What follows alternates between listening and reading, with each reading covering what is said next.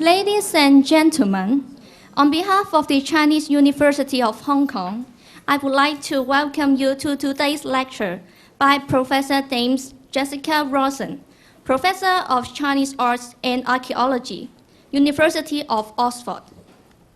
Now, may I invite Professor Joseph Song, Vice-Chancellor of the Chinese University of Hong Kong, to deliver his welcoming address. Professor Song, please.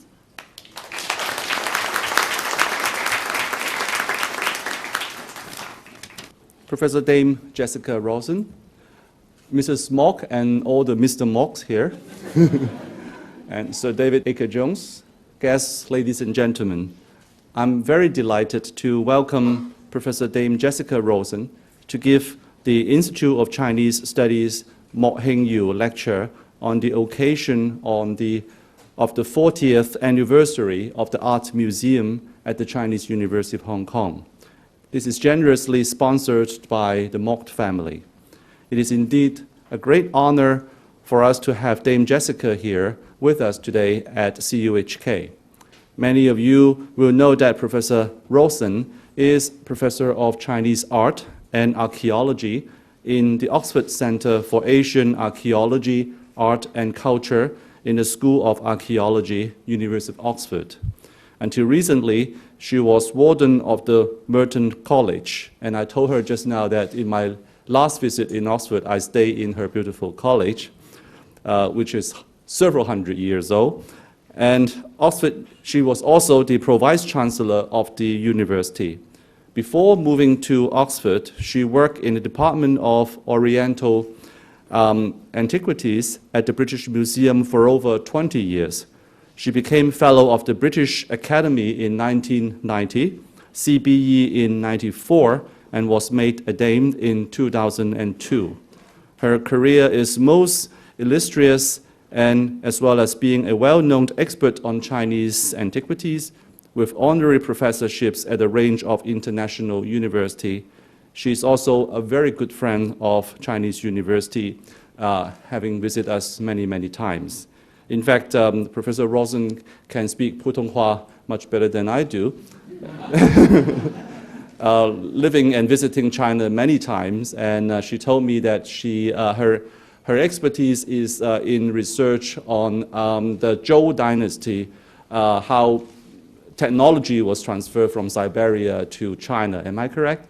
Yeah. Right, but today she's going to share with us some of her other research. Well, we are also very happy to have Professor Rosen here to give this particular lecture, because I am also a Mok Heng Yu professor of medicine and visited Oxford in May this year. And although my lecture was much less interesting and on a different topic, we have a common target that we want to, through these professorships and lecturerships, to bring a closer working relationship between the University of Oxford and the Chinese University of Hong Kong.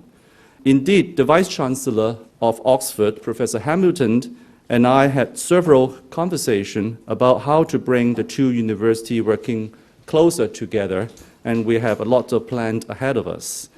We are now in active discussion in developing the Oxford China Center and are planning a joint symposium to celebrate our 50th anniversary here at the Chinese University in 2013.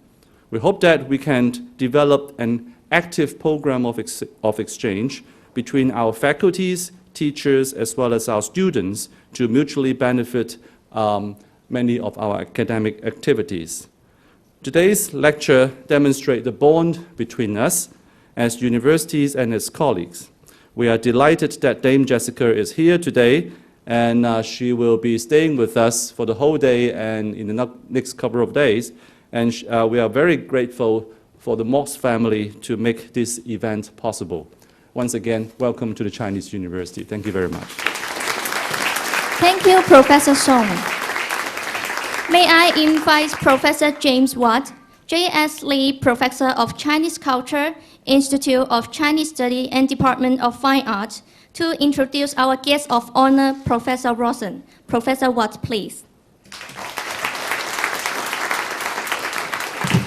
Thank you. Good afternoon to Today, it is my pleasure and honor to introduce this year's Mocking You lecture to the speaker of the year's Mocking You lecture, Professor Dame Jessica Rawson. I don't have to go into her many honors and distinguished career and her many accomplishments.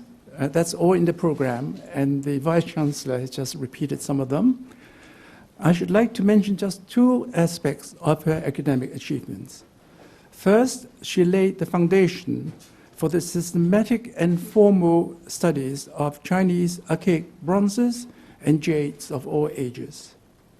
The other area is one on which she was a pioneer and remains a leading scholar. This is the cultural exchange between East and West. By West, in this case, we mean Central Asia, or rather the entire steppe, and further west.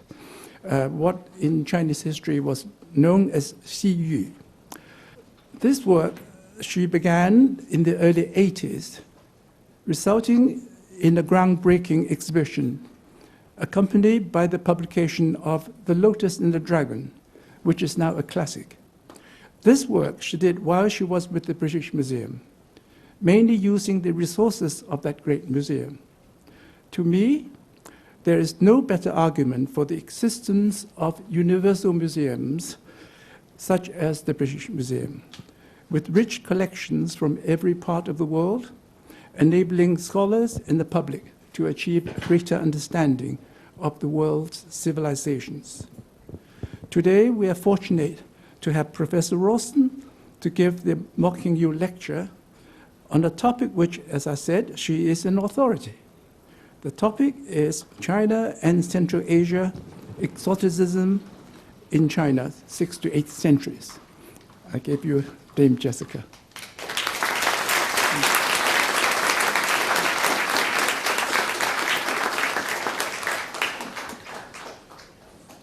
Thank you very much. It is an enormous honor to be here today, and I would like to thank everybody who has made this possible. Of course, the Mock family, Mrs. Mock and the entire Mock brothers, but also the Vice Chancellor for giving me this honor to be here, and to the introduction from James, who I want to recall again that last time we were at a conference together in Hong Kong, as opposed to America or somewhere else, he spoke entirely in Cantonese, and I never understood a word. So he promised today to do the introduction in English, and I'm very grateful. But I also want to celebrate and congratulate the Art Gallery, and to thank Jenny So and Peter Lam for all the work they have done, both here in the Institute and in the Art Gallery. And I regret that I did not have the catalogue of the fine exhibition we're going to see later, because I would have added many pictures from that exhibition to the talk today. As James has said, I have for a very long time been interested in the interaction between China and its neighbours, and though my main research at present is on the Zhou dynasty, today I'm going to talk a bit more about the Tang, and in particular, the way in which the Tang dynasty, through its use of a particular kind of ceramic, you don't need to shut them into the dark completely, presented itself to itself as a Central Asian power. And it's a great honor to be able to do that here today in Hong Kong with so many of my friends and colleagues, and with the generosity of the Mock family to invite me to give the Mocking You lecture. The period I'm really interested in today starts with the dynasty we know as the Northern Wei and the Toba family, the Toba group of peoples who invaded northern China and became the dynastic leaders, so the Chinese regard them, of a new dynasty. This was part of the chaos that resulted with the fall of the Han, and here we see tomb figures from one of the best known tombs of the 5th century AD. I'm sorry about my AD, but there it is. And I want you to imagine that this gang of people marched in on northern China. And we have to see that as an inevitable reaction to the growing power of China. In fact, it's a constant dialogue, which may even go on today, that as the Chinese formed a stronger empire under the Han, they precipitated a political and military response from their neighbors. And as the Han collapsed, their neighbors took advantage in different ways. But they were very different neighbors. They were people who were used to living in tents, who had ox carts and camels and horses. And it's this group of peoples who dominated northern China until, I would argue, the Anlushan rebellion in 755, when China turned away for a time from the steppe. But during this longer period, particularly the 6th century, the 5th and 6th century, China had to engage the Chinese, Han Chinese, on the Yellow River Basin. So when I talk about China, I think of the Yellow River Basin, and as the Chinese, Han Chinese move outwards, they come into engagement with the people on the borders who are moving inwards. And it's this border interaction that interests me so much. It was an interaction that brought what I told in the title exoticism. It brought to China in the 4th and 5th century particularly, and into the 6th century, silverwares from Central Asia or from the borders of India even, which have features that my colleagues in the Western Asian department in the British Museum, or even in the British and medieval or classical department, would recognize as being foreign to China, but recognizably classical, with this scroll of grapes and little figures. Here is a piece in silver that looks very like a dish from Iran, from the Sasanians, and here a mixture of Sasanian and slightly Indian features, but again a very strong Western Mediterranean classical features. I want you to remember these luxuries that came with the Toba into China. But also into China came a dramatic change. And this dramatic change is not the subject today of my talk, but something I think everyone should reflect on. Eurasia is really divided very strongly by a sharp line that separates people who build in stone and have deities that are presented in human figures from those like early China that do not. Early China is a culture in which buildings were made of wood, and deities were by and large not represented in a human form. And it is Buddhism that brought this immensely important change to China. And this is part of my discussion in The Lotus and the Dragon. Here is a figure from Gandhara, from the northwest part of the Indian subcontinent, wearing a very classical Mediterranean striped dress, round face, and a very human figure of the Buddha. And here, though we're not going to talk about it, is the sort of design that led to my argument about the patterns coming to China. Here at Yungang is a human-shaped Buddha and the little niches presenting figures in architectural frameworks. And the presentation of figures in architectural frameworks is a feature of the Western Asian and Mediterranean basin. And this brings it firmly into China under, again, the patronage, if you like, of the Wei dynasty, the Northern Wei. I'm not going to spend much time on these Buddhist figures, but I urge you to look at the ones that you will see in the exhibition later. And it is part of the interest in this Western religion that stimulated China to branch outwards, to receive preachers and translators from Central Asia and from Northern India, and to send out their own scholars or monks to learn more about Buddhism and foster a really quite continuous interaction between China, Central Asia, and the subcontinent. But today I'm also interested in the Sogdians, and I'm now firmly in the 6th century, and it's the 6th century that I find so interesting if we want to understand the Tang dynasty. Anjia is a Sogdian who was buried near Xi'an, or at Xi'an, with this coffin bed. The coffin bed is of stone, and it has wonderful panels like this. This is the central panel here, showing Anjia and his wife in a Chinese-type building with what look like Chinese servants and a Chinese bridge. But please note that the background is in gold. That, in a sense, gives you the first hint that we're looking at something unusual. And what is unusual is indeed that the forms of design, the subject matter, is very un-Chinese. Here is a guy who looks pretty Turkish, sitting in this posture, being entertained by musicians here with a harp and with a lute, and probably singing behind, foreigners with large noses. Here is Anjia, the Sogdian, sitting in a tent talking to a Turk. The tent has got a tiger skin on the top. And here, a dancing figure doing what is sometimes called the Sogdian whirl, entertaining the guests and honourable people at this banquet. Here's the banquet. And I'm not going to pursue it, but these events take place in the open air, which I think is also very significant for understanding later Chinese culture. This is not a single item. There are many, not many, there are half a dozen of these coffins or coffin beds. Here is another one, and I regard all these as significant in my argument.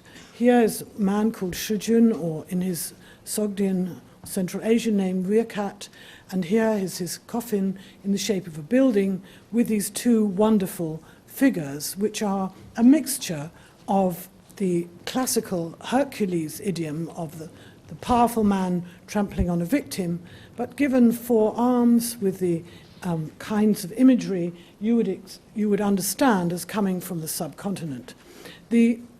Here's more of my wonderful scrolls, and the whole coffin is covered with a very, very elaborate mixed Buddhist and Zoroastrian, that is the fire-worshipping religion, mixed imagery from the two religions joined together. Another one is Yuhong, found at Taiyuan, and again a house-shaped coffin, and it has wonderful imagery on it. These were all in James Watt's exhibition of the Dawn of the Golden Age at the Metropolitan Museum. I mean, we are working along similar lines, I think. And here, I'd like you to notice the sort of palm tree, the halo, and these animals in combat, the lion attacking a buffalo. All these items are foreign in type, and I can only imagine that the people worked from stencils or drawings or sketches, that this cannot just be freehand done in China. This is something very carefully calculated and related to activity further west. On the other hand, we have to emphasize that these group of Sogdians, who are both merchants and sometimes officials, had long ancestry. There were several generations, over 100 years or more, living and working with the Chinese, and yet they retain this very Central Asian to Western Asian style.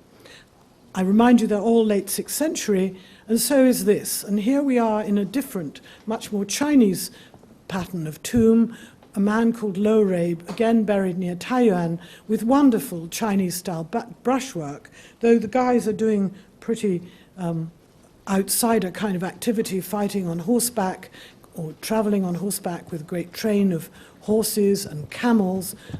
Fantastic brushwork, very much more Chinese than the 3 or 4 examples I've already shown.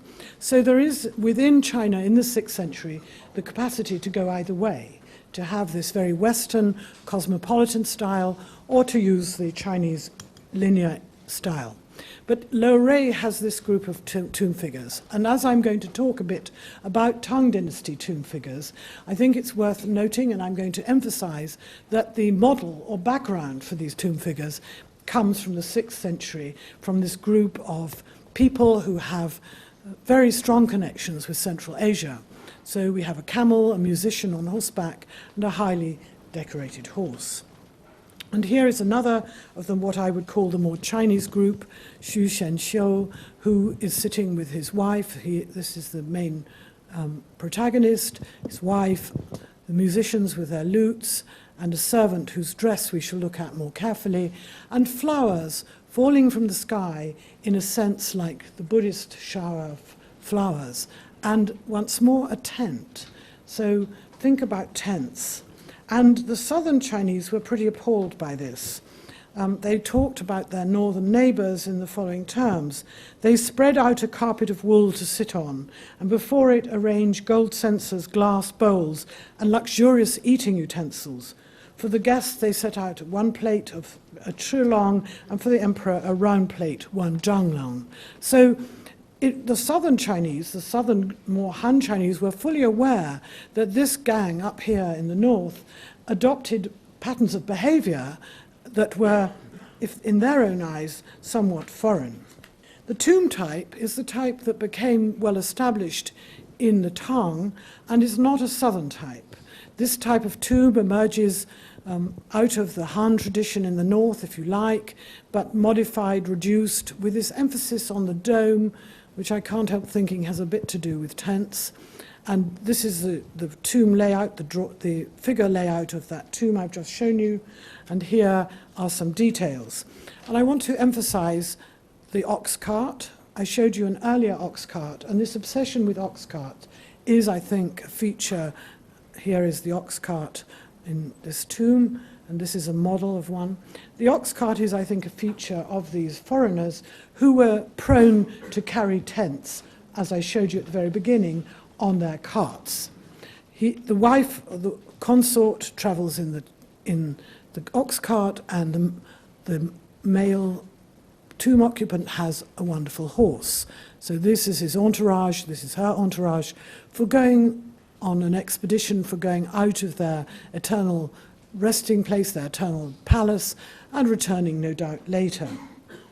This tomb has a couple of interesting features. It has this servant girl or attendant with this wonderful textile which is decorated with pearls, and I'm going to come to those at the end. Also with a head, again remembering that the representation of the human figure is something that's relatively new in China, and it has this ring with a seal in it, which again is a Central Asian or Western Mediterranean type of ornament. Here is the kind of textile. This is a Sasanian type textile with a winged horse. Winged horses are again from the Mediterranean area or from Western Asia. They're not a Chinese phenomenon in any way. And here are the pearls in a much bolder form. Though the material is silk and it might have been woven at least near China, it's certainly not a Chinese design, and here it is in its full glory on a painting representing this textile. I'm now going to turn to why I think the Tang dynasty in its early phase was presenting itself as a Central Asian power. I have always, through my museum career, been worried by this kind of ceramic. It's a relatively low-fired ceramic, but made of a very high-quality clay, white clay, a porcelain-type clay, and it's decorated in lead glaze, and it's called sansai most of the time, but though three colorwares, perhaps to underestimate both the range of colors and the incredible versatility of the ways of decorating pieces. And I'm going to talk about it because this ware is made in China. There is no doubt that it's made in China. There are 4 possible kilns where it is made. It is not an import. Why are the Chinese doing this? This is a period when they have already mastered the possibility of firing high-fired porcelains in the north. They've long fired high-fired wares in the south. Why, at a time when they can fire porcelain in the north, do they turn to burying for a relatively short period, starting in the late 7th and early 8th century? Why do they make this? And the reason I emphasize the late 7th and early 8th is so that you see that there's about 100 years gap between the 6th century, which I've just talked about, with its very strong foreign rulers, and the arrival on the stage of this ceramic. Now, it does have 6th century predecessors, But I want you to think about this in the context of the Tang enthusiasm for dealing positively with Central Asia. The Tang are the successors to the Sui dynasty, the Sui having rebelled against their predecessors, the Northern Zhou, who are semi-foreign, and there's nothing to say that either the Sui or the Tang are totally Han Chinese. They have married into, closely related to, aspects of these outsiders. So though they are presented as fully Chinese dynasties, they have some foreign blood and foreign connections. They're also faced, and particularly the Tang, are faced by the problems of their neighbors. As I said, every time China gets stronger, the people outside, on the edge of China, on the border zone, come close, interact, and form their own strength. And Tang Taizong, the great second emperor of the Tang, was faced by the Turks. So the Turks, as you know, are East Asians, and he was faced by having to deal with them. He had to bargain and to fight, and he moved out into the oases of Central Asia. At the same time, he was a very ambitious ruler. He also turned to Korea. But I think we want to think of the Tang at this time of inheriting a state that had long, long connections with Central Asia and really saw no reason not to have them.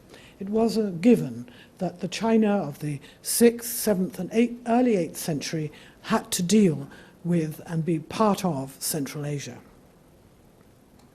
Well, this ceramic does have 6th century origins, and these are the items from the Lowray tomb I've just shown you and the tomb of Shu as well, both 6th century tombs, and they have the appliques. They don't have the multicolored glaze, but they have a sort of metalwork quality, which is quite common in Tang Sansai.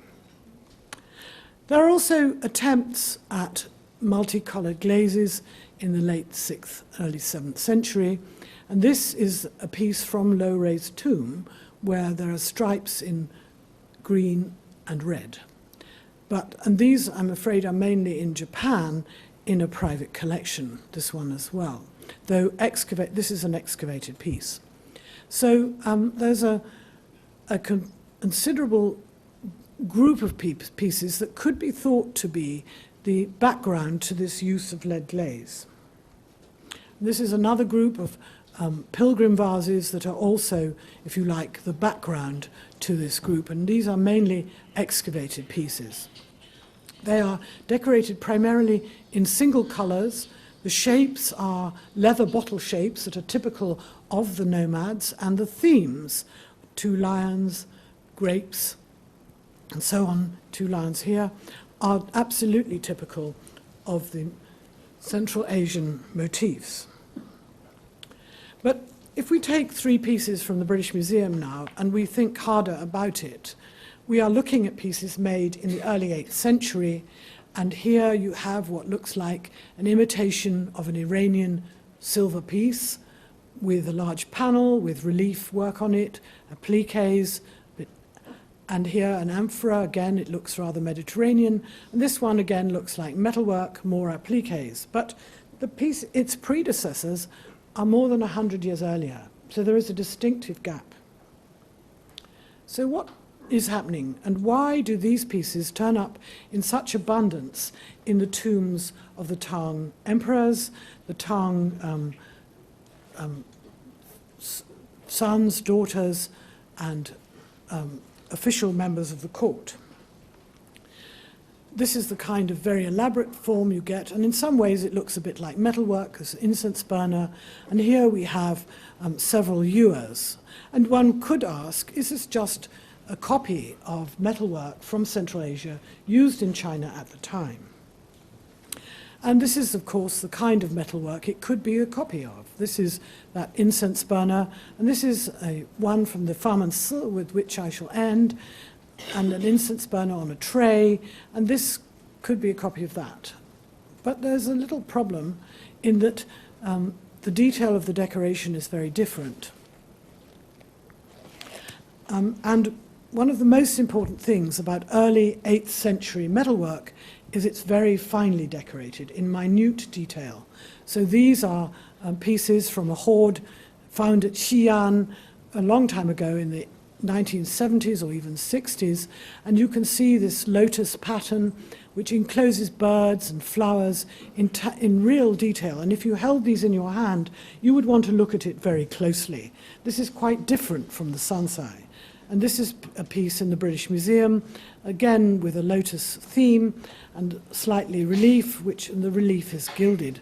The piece is silver, as are these two pieces. This is a very rare gold piece.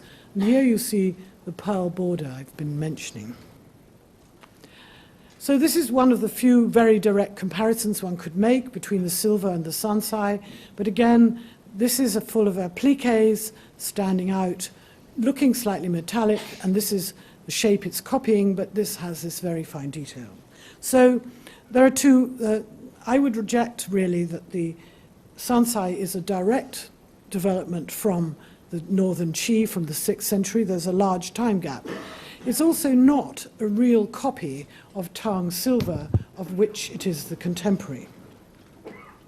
This is the kind of silver that has more impact because this silver has relief on it, and it also has this beading in very strong relief, so that you get a stronger sense from this kind of silver, which is 6th century or 5th and 6th century, than you do from the Tang silver. So if you compare Tang sansai yuer, this is more the shape it's copying, and its motif here of a rider shooting backwards over the rear of the horse is the kind of thing you find on one of these 6th century coffins. So that the close connection is with the 6th century, not with the 7th century, and this sense of relief and vigor comes from this relatively foreign import by the Sogdians. Now, if we turn to the tomb figures, which are very abundant, and I urge you to look closely at them in the exhibition, you find horses and camels, you find musicians in the open air on a camel, and you find these strange figures with foreign-looking beards and large eyes and noses and peaked caps among the Tang sansai. Its predecessors are the 6th century again. Here are the models for those pieces. This is the line from which those sansai descend, the camels, the musician on horseback, and the very elaborate decoration on this horse, all from the tomb of Lo Rei in the late 6th century. So there are indeed intervening pieces between these and the Tang, but it's in a way a very strong return. They're saying, we like this is great, this is the kind of image we wish to project. Because you have to remember that these are in tombs of the elite of the Tang, and they are looking, if you like, to register their status and their interests in the afterlife. What these tombs provide is a great palace to live in the afterlife, and they provide all the accoutrements, all the companions, all the servants that they would need in the afterlife. And here are two of the finer horse riders and horses from the tomb of Yungtai, one of the Tang princesses. So we're dealing with the very highest level. If we look at musicians again, we see that the predecessors come from the Northern Wei and from the 6th century, dancers, musicians, and acrobats. So exoticism is the key of the imagery that they wish to present. And I think, therefore, we should look at this gap, relative gap between the late 6th, early 7th, and the late 7th, early 8th, as an attempt by the potters to meet their patrons' wishes to recreate a form of ceramic that matches the aspirations of the 6th century. It's also possible, one could argue, that the Middle East has a large role. Here we have this splashed lead glaze on a ceramic of the 9th century in the Middle East. And there's been a lot of work done on pieces from Samarra, from a Chinese example from a recent discovery in a wreck near Indonesia, and an Iraq piece imitating a Chinese piece. So the chemical compositions of these pieces have been closely examined. 2 come from China and 1 from Iraq. But the problem is this could not possibly be the inspiration of the Tang Sansai because they're a century or more later. They are made by the potters to appeal to the Middle East. This is another Chinese piece on its way to the Middle East, but it's a later descendant of this Tang Sansai. This wreck is of great importance. It's full of amazing ceramics of the late Sansai period, if you like, with this green splash. But what I think you see here is a very, very commercially minded set of potters who make objects that will appeal to a market. And we should think about the possibility that the potters of the 8th century were equally clever and were appealing to a different kind of market. This market is one that loves colour, vivid shapes, and particularly this, if you like, splashed effect. The Tang Sansai is another kind of market, a market for the elite, where they liked pieces that reminded them or spoke to them of their power in Central Asia. This wreck also included a few late Middle Tang periods of silver and gold, very rare pieces indeed, and cups in white and gold. This is a closer view of the dish that I've just shown you. And so I think I would argue that the Middle East cannot possibly be the source of the Tang Sansai, but it's a sign that this multicolored ware is a taste that the Chinese recognized came from further west, and that in the case of the 8th century, it's an affirmation of their interest further west. And now in this last part of my talk, I want to emphasize glass. This is a group of glass pieces from a famous depository at the Famen-Si to the west of Xi'an. And this is, I expect some of you have seen, the dramatic state of this pagoda that collapsed. This is a Ming Dynasty pagoda that collapsed in an earthquake, and this underneath is what they found. They found the entrance to a crypt of a much earlier pagoda. And the crypt was organized a bit like a tomb. It had a great big door, and it had 2, what we recognize as guardian figures that are a bit like tomb guardians. But do just note that they are standing on victims or figures, perhaps demons that they wish to keep out of this deposit. And you remember these from the 6th century, from Weirkat's tomb, where they had this rather Indian look, but they have the same origin, the classical figure standing on a victim, or standing, in this case, being held up by a spirit. And I just caught a Sung Dynasty example on my recent visits to Hubei in September. So this, now they no longer have their victims, but this is a long tradition that comes again from the 6th century or a bit earlier. The depository is arranged like a tomb. It has an access ramp, it has certain doors, and then it has the main reliquaries here at the back. And this is what one of the main reliquaries looks like, with the incense burner in front, as here. It also has this rather nice house-shaped reliquary, and this one in form of bronze, stone and bronze. And though I didn't emphasize it, I would like to remind you that making replicas and images of buildings is something that is much more common further west in the worlds of the Indian subcontinent, Western Asia, and the Mediterranean, and very much less common in China, and is solidified and brought into China really with Buddhism. And within the reliquaries are these little coffins in precious stones, in gold and silver, jade here, and the bone of the Buddha is inside. these are the kinds of set of reliquaries within which such bones were stored, and here is a little one at the very end in which it was held. And this is the finger bone, this is the little reliquary, and here, when it was worshipped by the emperor, the bone was placed on this lotus leaf.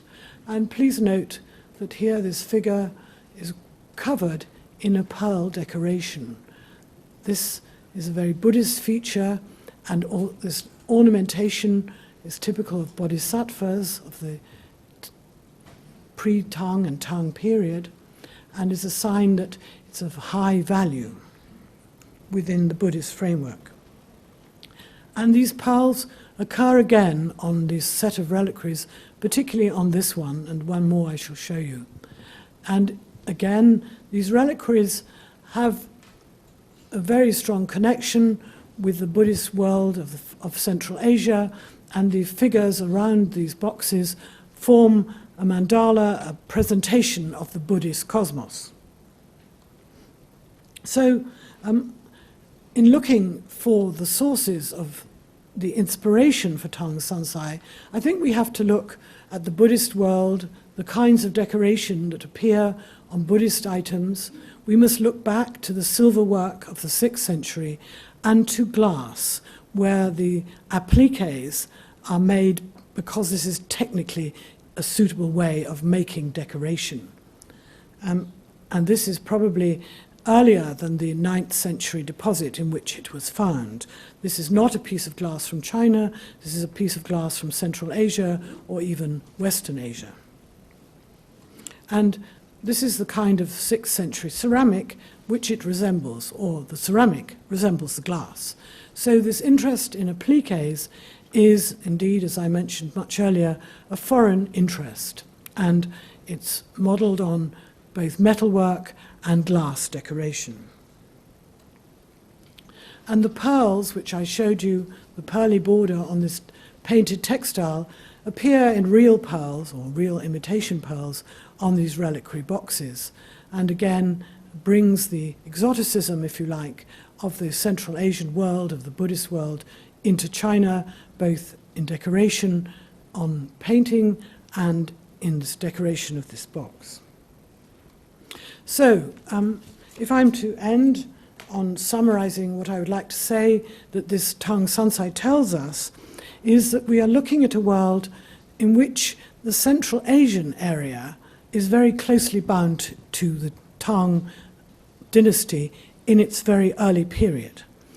All this came to an abrupt end in 755 with the An Lushan rebellion. He was a Sogdian.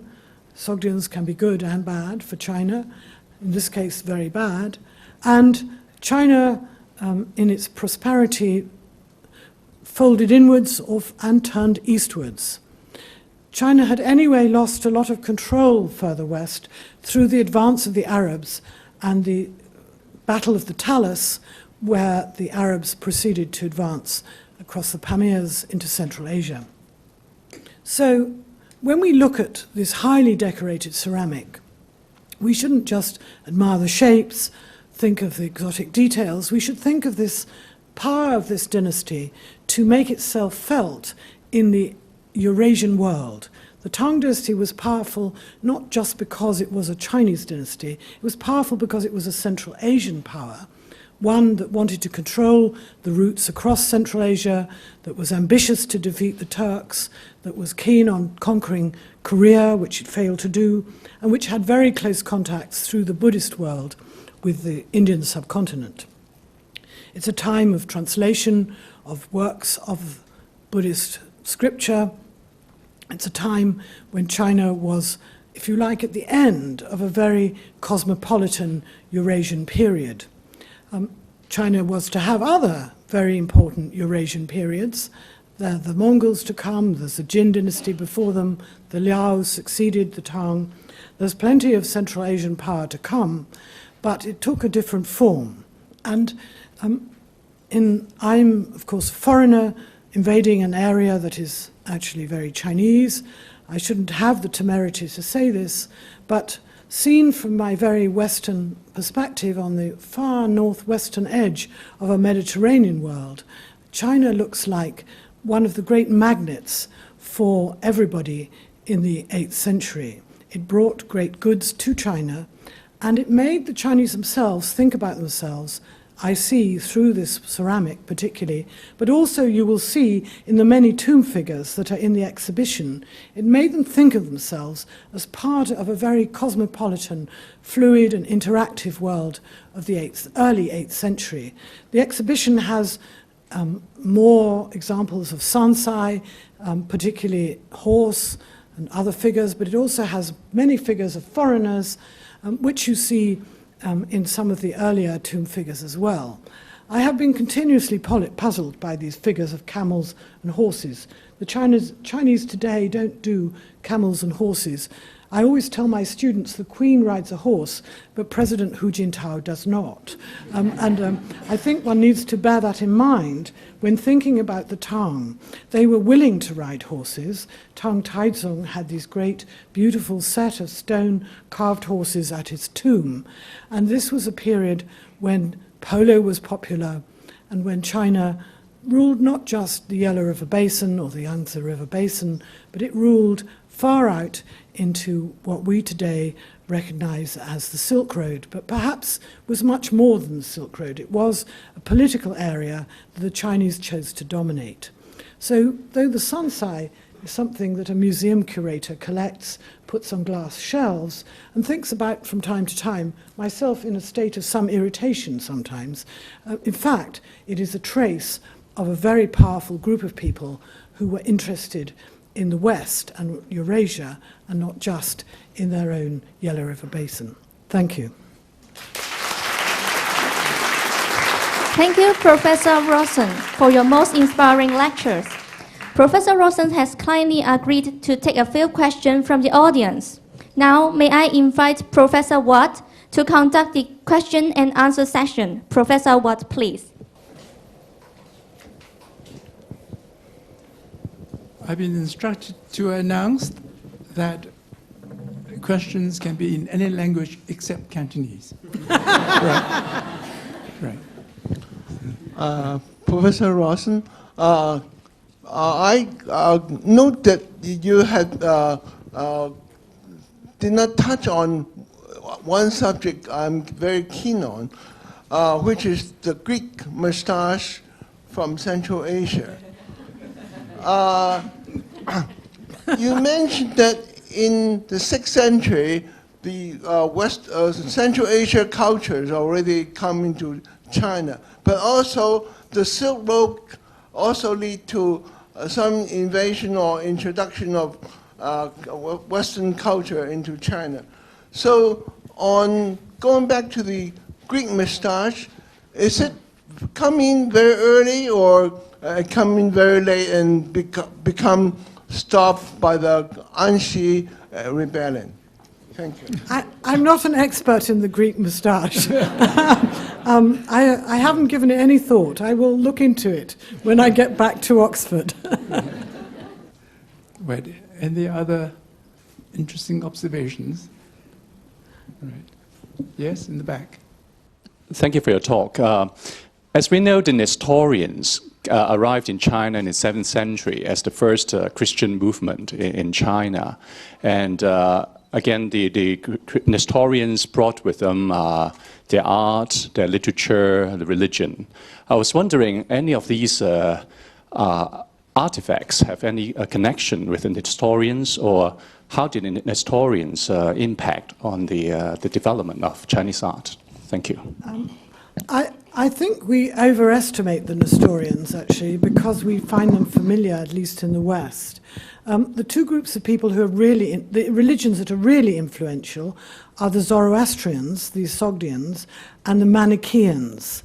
You could say the Manichaeans have a form of Christianity, though it's a very denying form, and they're most seen in Central Asia, in Tufan, at the oases there. In China itself, there's this famous inscription at Xi'an, but I not very familiar. Perhaps James is more familiar with actual Nestorian artifacts. They are actually very much later. Apart from the stele, Yes. most Nestorian artifacts are very much later than the period you were talking Yes. about. I think so. And, yes? Jessica, thank you very much for the very nice lecture. You mentioned Bailey Tun's excavation, and you mentioned the rare metal pieces in Bailey Tun. How about the connection of that to the 8th century sunchai that you're talking about? Are there silver or metal wares that you find that might have given us some clue as to the relationship between the Sasanian or influence on those sunchai? No, I mean, there are some other later silverwares, though they're quite rare. And they have some all silver and gold has some resemblance to the wares from the Iranian area.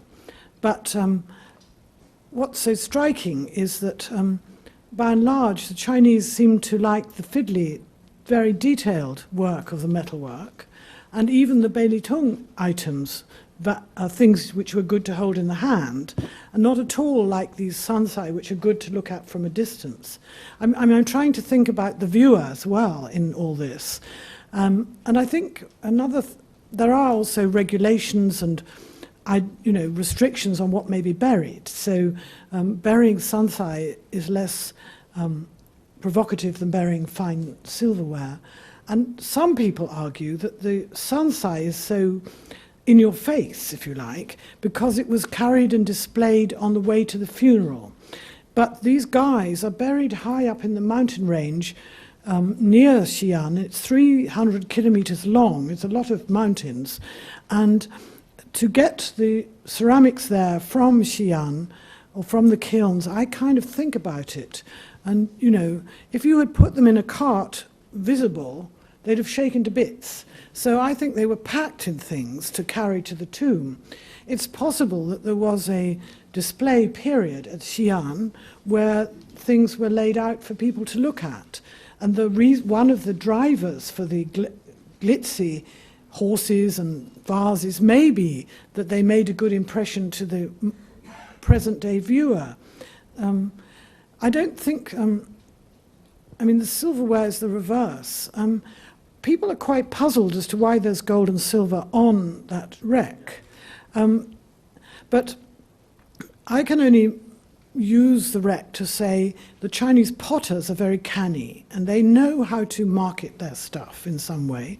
And I think the silver and gold is added perhaps to sell to Indonesia rather than to the Middle East. Who knows what that ship was trying to do? It's a wonderful resource. I hope it some days some of you may have seen it in Singapore. It was displayed in Singapore. It's meant to be being displayed in Washington, but it hasn't got there yet. It's still on the way. Any other? Yes. I enjoy your talk very much. There's just some evidence that the imperial family of the Tang dynasty had a Western lineage rather than Han Chinese. And even the great poet Li Bai may not be a Han Chinese at all. Do you think that might have influenced the exoticism in China at that time? Well, I think that it may be a time to try and reassess what being Chinese is at the time, and that I think that certainly in the early period that I work on, like the Zhou dynasty, I think people from the borderlands and people who came from the middle Yellow River, who might be called Han Chinese, were often intermingled and lived alongside each other. I think that's less true in this period, 6th to 8th century. It's much clearer that the Han Chinese, if you like, those who regarded themselves as more Chinese, moved south. But I think if you think about taking over from the northern Qi and northern Zhou, they would think, well, that gang, they're just hopeless, but we've taken over, but we're not very different. And I think everybody would have thought they were just part of the same environment. And whether it was slightly Han Chinese or less Han Chinese or more Han Chinese, I'm not sure that that mattered at that moment. But I think we're too conscious nowadays of being Han Chinese or not Han Chinese. I think it may be in the 6th to 8th century it was more mixed.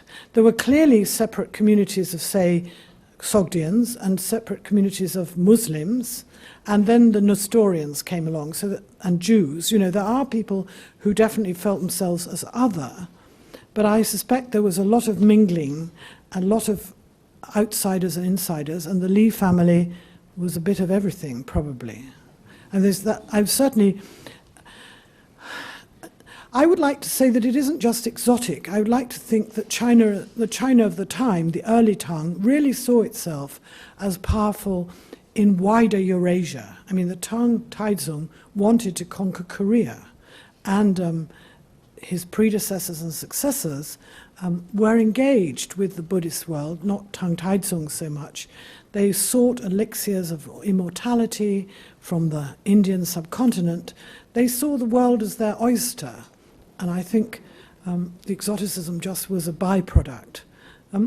Peter Brown from Princeton has written a wonderful article saying that we should see these luxuries as offering the people who owned them some sense of a gateway to almost paradise. They weren't commodities so much as signs of a wonderful world that lay slightly beyond the here and now. Anybody else? If not, may I just make the remark that this lecture, I think, should have, if not it already has, given us food for thought for future studies at this university, which regards itself as on the crossroads of East and West, for a better understanding of our own culture, as well as that of the rest of the world. Thank you very much, Jessica. Thank you, Professor Rosen and Professor Watt. Professor Rosen, please stay. This is indeed our great honor to have invited Professor Rosen to the Chinese University to show our appreciation. May I now invite Mr. Christopher Mo-Wah-Chiu, Professor Joseph Song, our Vice Chancellor, to present a souvenir to Professor Rosen. Gentlemen, please.